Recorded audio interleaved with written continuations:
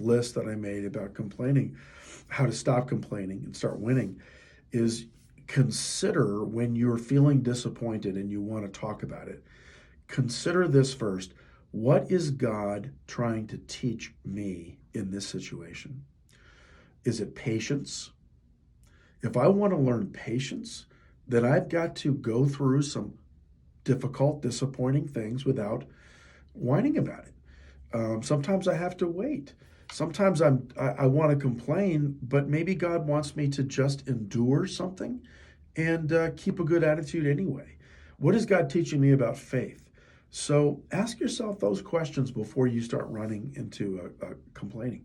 A fourth principle, and this is one of the most powerful things you can do, when we have negative thoughts and energies in our mind and heart, uh, it's one thing we want to get our minds in the right place, but sometimes what we do is we stuff our disappointments or we push them down. And I am not encouraging people to push it down.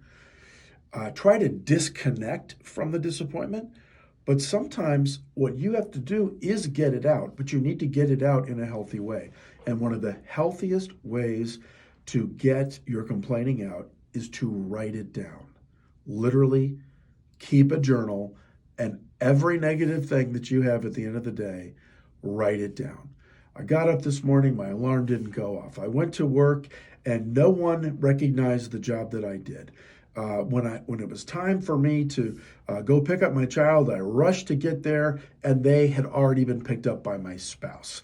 And then, as I'm on my way home, I got a flat. I mean, whatever it is, it feels like God doesn't love me. My prayers aren't being answered. I'm frustrated. I got a bill I didn't expect. Write it all down. Get it out. Go ahead. And when you write it down, I would encourage you as a Christian to write it to God. He can handle it.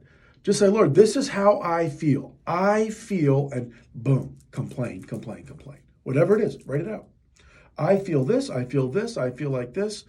And when you're done, when it's out, you will actually feel a little bit of relief, because what's happened psychologically and neurologically, you've taken it out of your random access memory, your mind that's up here, and you've put it somewhere else. And your brain literally says, it's been captured.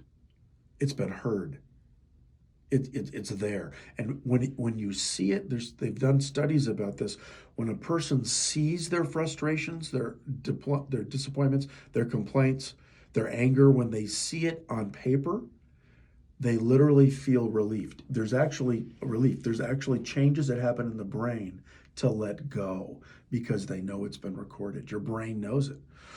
But what I would encourage you to do is not only write out your complaints and your negative thoughts and feelings, but then end it with a prayer.